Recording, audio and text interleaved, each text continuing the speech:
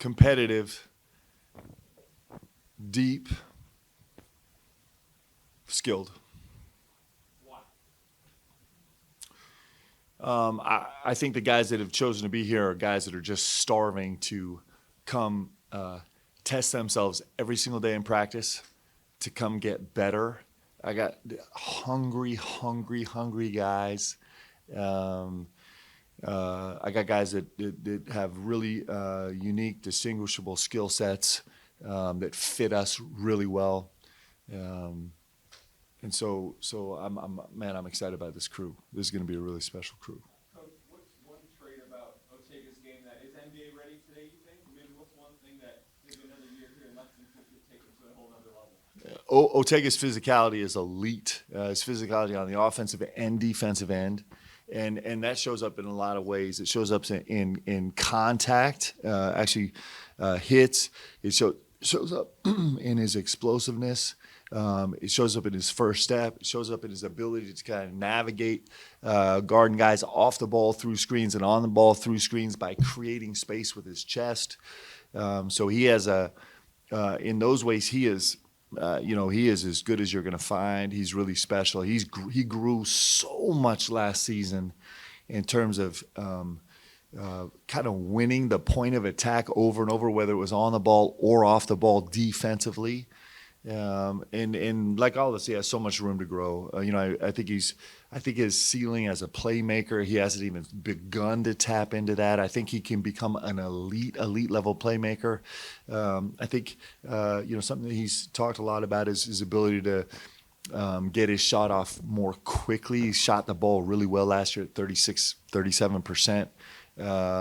From three, but to get it off quicker and get more attempts, I think is a big deal for him.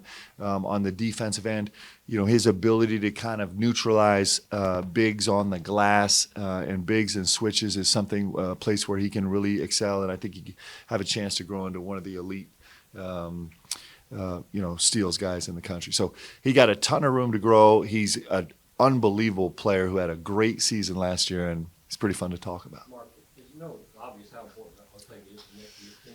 In this stage right now, do you guys communicate a lot, or do you back away and just let him do his thing and see how it comes out? No, we're talking to all of our guys that are going through this process all the time. And this is a really exciting time for our guys that are in this draft process. And as a staff, we've had guys out to all the different venues where they're training, guys at the Combine, the G League Combine, and then we'll have a presence at the Combine this week.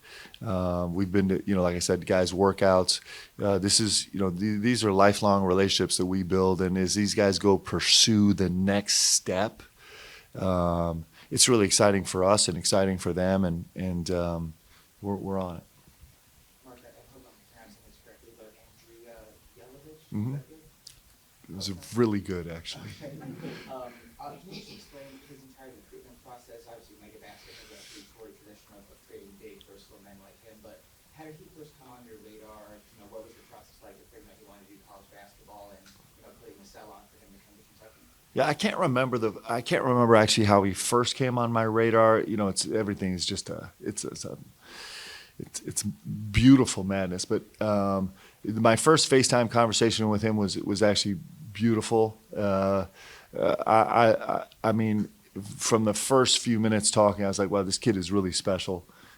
He loves the game of basketball. He loves to hoop. He wants to hoop all the time. He's in an environment where he's doing 2 practices a day, every day for his entire life. And so that's kind of the background he's come from. He's with a really good organization that we know the people surrounding that organization really well. And he knows Kentucky. Actually on FaceTime with him, as we kind of were exchanging calls, the more and more this became real, the more emotional he got. This is like all of us, the opportunity to be associated with Kentucky basketball is a little bit beyond his wildest dreams, and so he was pretty emotional about the whole process and can't wait to get started. Piggybacking off of that, before you came here, we had a different Trojan player that came from overseas, and it seemed to always be sick, homesick, maybe injured, struggling with adapting to the American game. How does that look like? What does that playing kind of look Yeah, so we're trying to get through all the stuff, right? There's all the stuff. We're trying to get through it as quickly as possible. He's been incredibly cooperative. The people at Magan, people at his university have been incredibly cooperative. The NCAA is working hard and just pushing it through as quickly as we can. And I have every reason to believe that he's going to be just as successful here as all of our guys are. I think he's got a chance to be a really special player. Is it true that players make a these young team freshman and sophomore years? And so I'm thinking about someone like Colin who set out 2 years. What kind of leap there might be? Yeah, I think that for us, the thing that sticks out the most to me is our guys make a massive jump from year 1 to year 2. Guys that kind of are in our deal. Wherever I've coached, it's so fun. Year 2 is so fun because year 1 is just this onslaught of learning decision making. I mean, as a broad brush, you're just overwhelmed with learning decision making. Learning decision making takes time, right? Learning dot to dot takes a little bit of time. Learning how to make decisions takes a lot of time, and understand why and where and how and the skill set to actually do it. And so and what works and what doesn't, and what works for you as an individual player with your skill set and what doesn't. And so guys coming in second year for me, almost without fail, they take massive leaps. And so we expect all of these returners to be much better than they were last year, which is saying a lot because they were really good last year. Colin Chandler is going to be a great example. I mean, he's so hungry right now. He's been working really hard. I think I don't know how many workouts he did on his wedding day, but I'm guessing it was more than one. And he's going to have a really special year next year. In the leap from year 1 to year 2, what was the feeling like when Travis Perry decided not to play? Yeah, I mean, in full, you guys know I'm pretty open. Like, I was devastated when Travis left. I think he's mostly because I think he's such a terrific young man. I think he's a really special person. I think he's got an old soul, and he's full of wisdom, and he just is everything that you want in a young man and a player. And then he's a big time basketball player. He's a great talent, and I think it was certainly devastating to me personally because I enjoy coaching him so much, and I think he's got a brilliant upside. I think he was on his way to becoming a legend here at Kentucky. So that made me sad, but he's going to find a path that works for him, and it's going to be positive. But that was a tough one for us. What were the biggest challenges in putting together a roster with the Huskers NCAA settlement ongoing? Well, you just don't know what the rules are exactly, but that's kind of fun because it's like you don't know what the rules are, right? But I think there's been so much chaos that we kind of are getting more accustomed to kind of living in the chaos, and so it's just war games, right? You just plan out every possible contingency plan and think it through the best you can, and then make a decision and run with it, and so it's fun.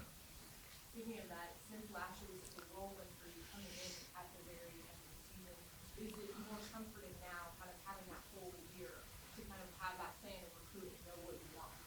Yeah, I mean, certainly we have so many more data points, right? It's because I don't know what more is a lot more than. I mean, 1 is a lot more than 0, right? So we had a lot more data points. And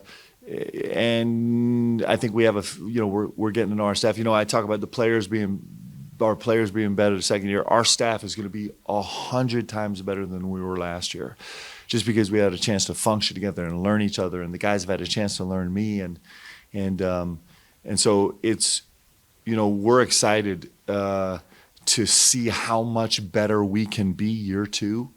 How much more efficiently we can do things, how much more smartly and intelligently we can do things, how much higher we can raise the standard that we hold ourselves accountable to as a staff and our players accountable to, and how relentless we can be at doing that. I think that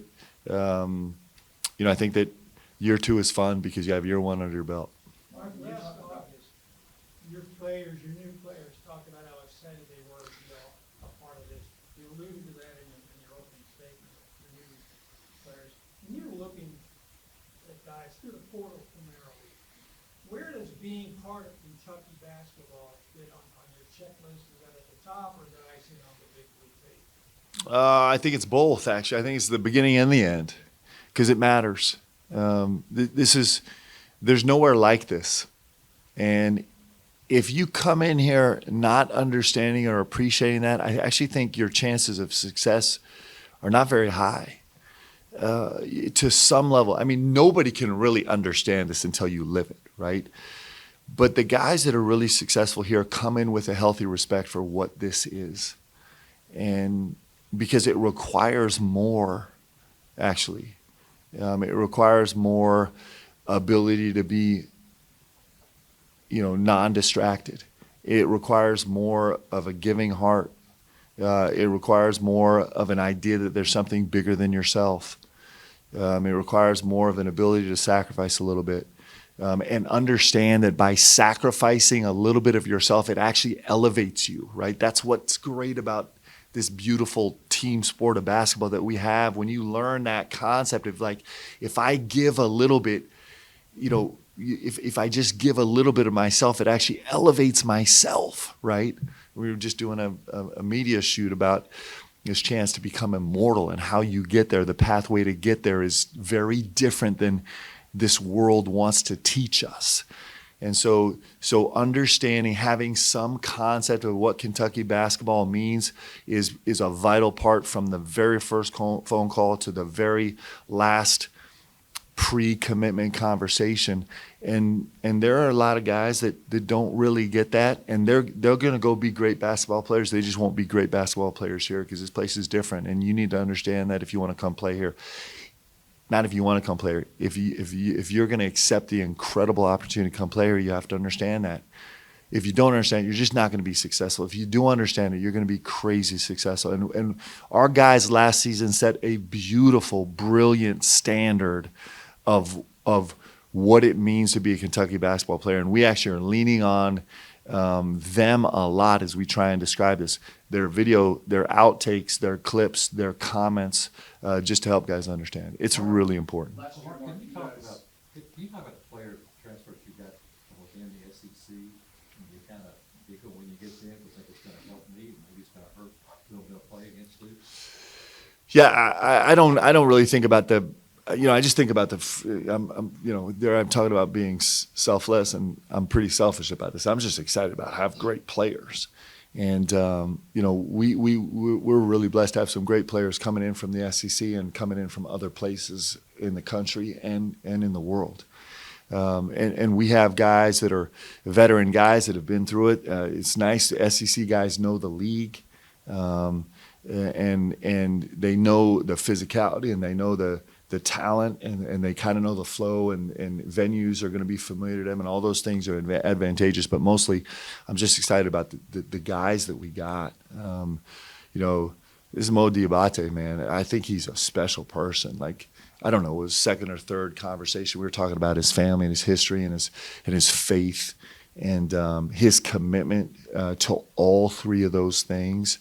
And he wasn't talking about that. He was talking about his life and how he thought about the world and his decision making. But it was so clear and transparent that it's all built on those three foundations. And I think he's special. I think he's special. And then his skill set fits us in a brilliant way. I just can't wait to see what he can do for us on the court. He's coming from an incredible program, incredible coaching staff, and we're going to get to be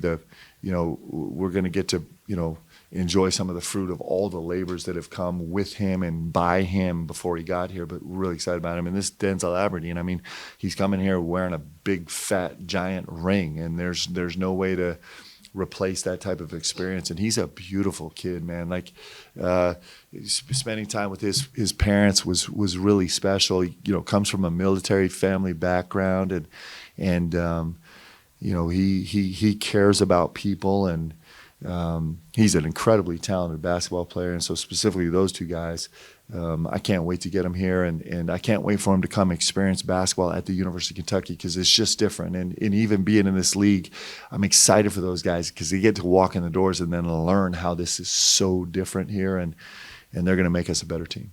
You spoke about last season about Brandon Garrison and his ceiling. Yeah. What do you kind of envision for him in the second year? He needs to be a leader. I'm really proud of him, how he's approached this offseason. He's been really hungry. He's been working really hard. And his job now as a returning player is to come teach all the other guys, whether they're more senior than him or more or not. He's one of our few returning guys that knows what we do, knows how we do it, knows the expectation, knows the standard. It was really fun in the last month of the season to see him start to take on some leadership role, even with the veteran-laden team that we had last year. You started to hear his voice more. You started to feel his intensity a little bit more. He's changed. Like, he's grown. Like, it's been awesome. We had four new coming players on official visits altogether. It was a really fun weekend. And we had the guys to my house for a long breakfast and kind of hang out. And Brandon Garrison came, and it was really fun to watch him holding court with those four guys. He kind of went out of his way to come over and then sit with those guys and kind of talk to them about like what it is and what it's like and what it requires. And to think of Brandon Garrison as being a big brother right now is super cool because he'll be the first to tell you that Amari Williams was a life-changing mentor for him, and he's excited about now kind of moving into that position where he gets to help some other guys come along, and he's gonna be really good. We saw last year how important the point guard is to the system. And you just talked about Jalen Yeah. and his skill set and what he brings to this offense. Yeah, we have really good guards, and Jalen Lowe is certainly one of those. He's a guy that's been through it. He's a veteran player, put up big numbers last year, carried a huge responsibility last year, and it's very rare that you run into a guy that's been as pronounced a talent as he has that is dying to play with more talent around him, that wants to be a guy that steps into a program where he wants to stir the drink. He wants to make guys better. He wants to elevate guys and wants to be around guys that have a ton of gravity on the court. He's hungry to do that, and he's a special talent. I love his ability as a playmaker. I think he's really special as a playmaker.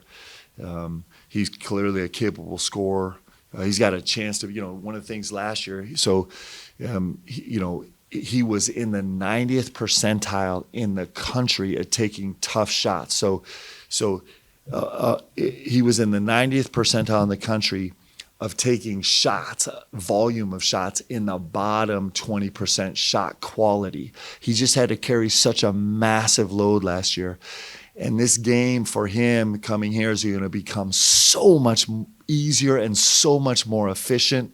And he's going to be surprised, and he knows it by, having a chance to actually get an open catch and shoot once in a while, right? And really have guys that demand space on the floor. So, I expect he's going to take a massive jump also in his efficiency and his leadership. And we're really excited about him. I think he's got a huge upside. Are you looking for anything different this time in the transfer portal than you were a year ago?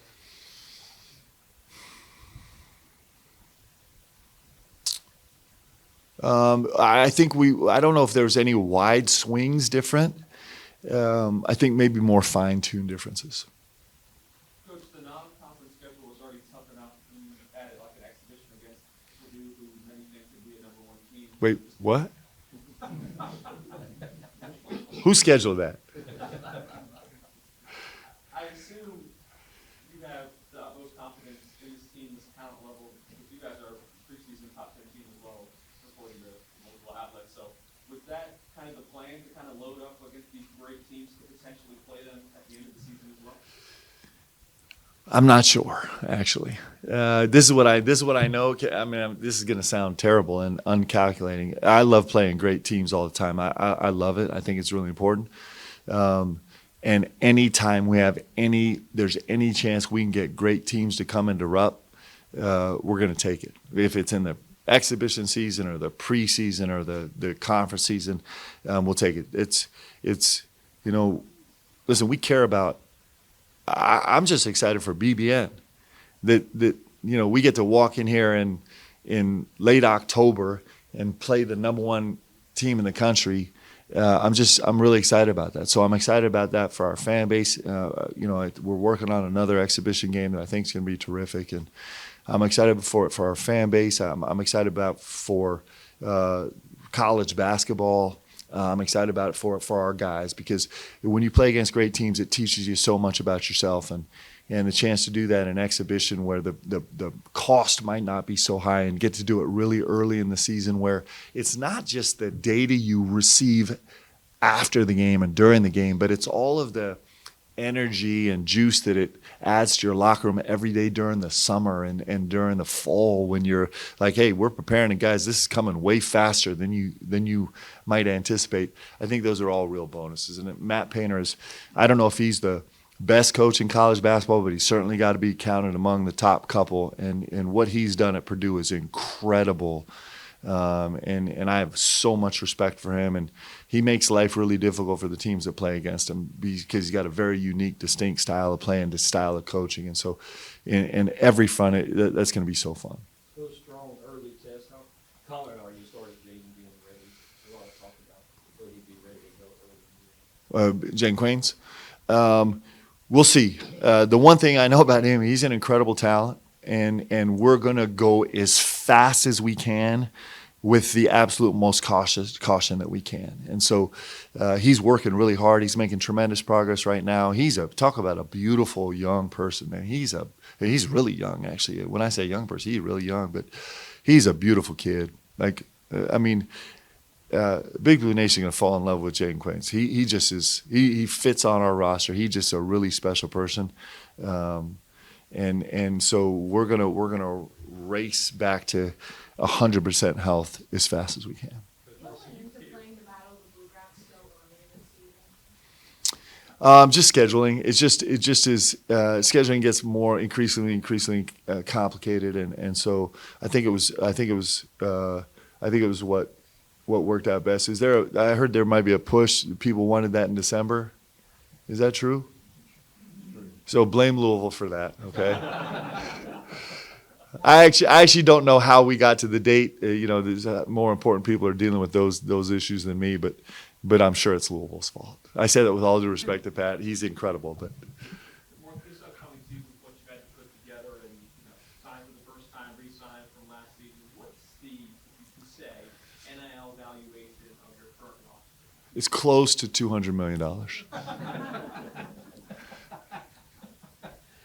We would like to win at everything, guys. Like we really would. This is the flagship program in the country, and so I'm fully on board with all of it. We want to play the hardest schedule. We want to play the best teams. We want to win the most games. We want to have the best players. We want to have the highest NIL. We want to have the coolest uniforms. We want to have the most media attention. Like, this is Kentucky, and we're going to do this the very best we can. And we're blessed. We're really blessed to have President Capilouto and Mitch Barnhart and some of the most committed, generous fans and donors and supporters in all of college basketball. We have the best donors in college basketball. We have the best fans in college basketball. This is the University of Kentucky. Like, I never forget that. So we should be the best at everything. And I put NIL, put the transfer portal on the list. Our job is to go be the best at everything. So we're not shying away from that. Like, it's important to us. Mark, you said pre-Reese that you're going to add a couple more pieces. Where do things stand? Are you comfortable with the guys you have right now, or are you still looking? I love our roster right now. We'll see. We could have a little bit of movement here, but I think we're in a pretty good spot. Probably can't talk about that too much, but we'll see. Going off of that, last year's roster was more shooter filled, and now you have more athleticism. How intentional was that, and the plan to still shoot 30 to 35 threes a game? I failed miserably at that last year. We'd like to remedy that. It's really important to us. It was just one of the places I felt like we accomplished a lot last year, but that was one of the spaces that was disappointing. We just it was hard, and I'm gonna, part of it was roster changes made it a little bit more complicated, but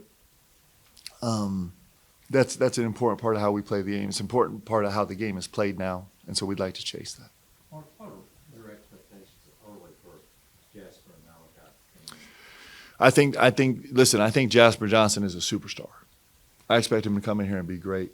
And for every freshman, there is a learning curve in terms of the physicality and intensity of the game, the relentless physicality and intensity of the game.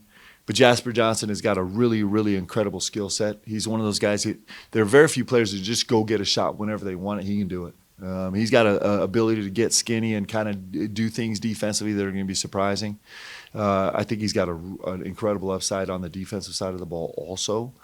I think he's got a crafty, slippery nature when you get downhill.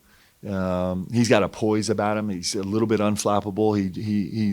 He's able to kind of metabolize a lot of input and kind of keep himself even keeled. I think he's a big shot maker. I expect him to be great. Like, he needs to come here and be great, and that's what he wants to do. That's what we want from him. And this Malachi Moreno, I'm telling you what, man. Like, it seems like every day, college evaluators and NBA evaluators fall more and more in love with him. He just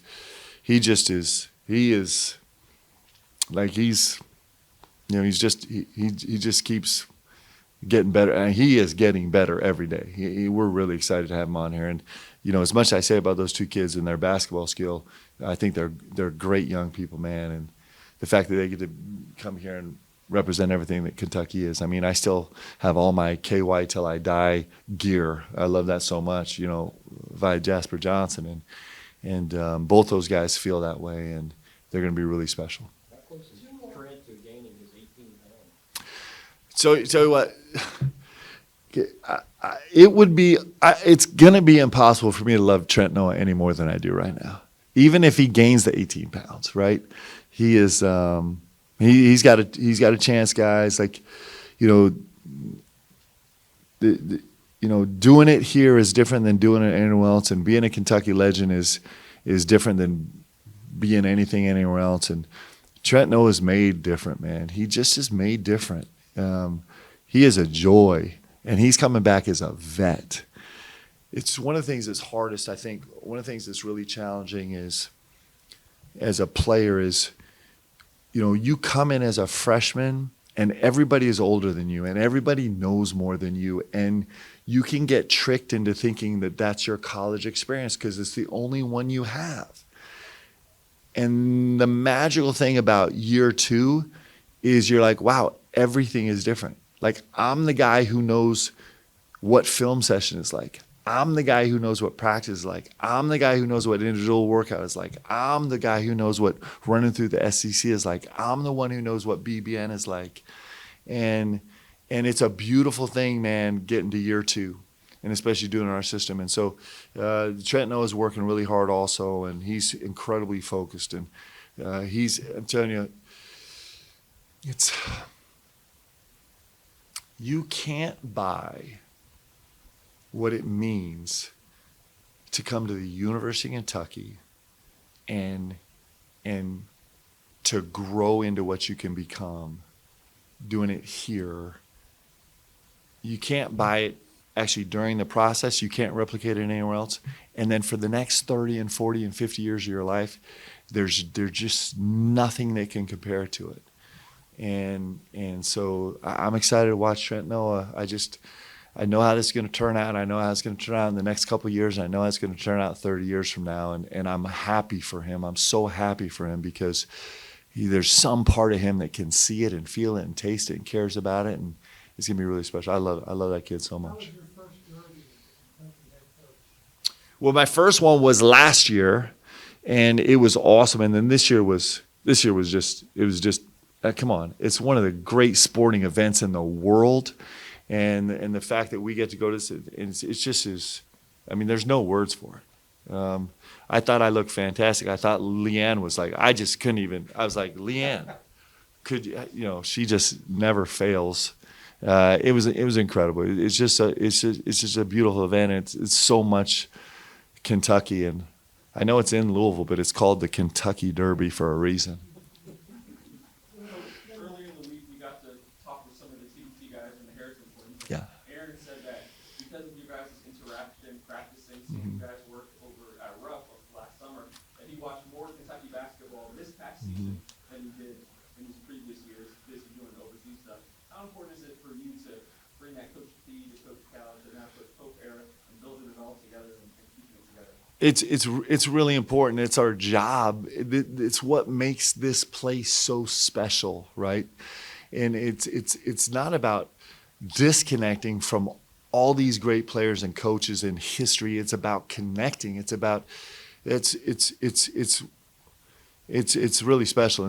And I love these guys, man, because when the Harrison twins were doing their brilliant work, I was a former player cheering them on like crazy, being like, you guys better step up and get this done and represent, right? Just like they're doing with us now. And that's why this thing is special. They're really important. They're the ones that built this. Like, I get to walk into this press conference with all of you in here and get to put on this logo with everything it means because of what those two guys and every other player and every other coach that coached here did for this place. And if we do our job, then the next coach and the next players to come in are going to feel the same way. And the connectedness that Kentucky basketball offers all of us is one of the quintessential pieces that makes us different than everybody else. And so I love those guys, man. I'm grateful for those guys. I'm grateful for what they built and how they represent. And I'm so glad that they feel a part of this, because they should walk into Rupp and they should walk into Memorial every single day for the rest of their lives and feel like this is their home, that they built it. They bled and sweated and cried and celebrated on this court and with this fan base in a really intimate way. And it should be theirs forever. The thing that would make me most sad in the world is if there was ever a former player or former coach that didn't feel like they were welcomed here or this was their home, because it's really special and it should be. TBT. There's a couple things I'm supposed to say. Can we do this? I was supposed to say something about CBS. First of all, nobody asked about St. John's. Is this possible? I'm excited. You guys aren't excited about this? Thank you, Mike. Wow. Man, I've been working hard on this game. And I'm so grateful to CBS. I'm grateful to UCLA. I don't know what happened with UCLA, but somehow they're not in this, and St. John's is, and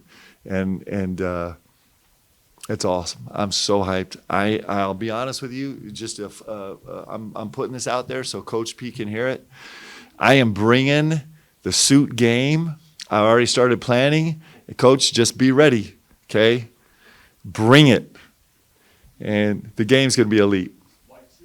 I'm not going white. I can't. Listen, I'm not trying to be the Dawn. Like, that position already been taken. But I'm bringing the thunder. So I don't know what Coach has prepared, but he better get with his tailor, because it's on right now. All right, guys. Good to see you guys.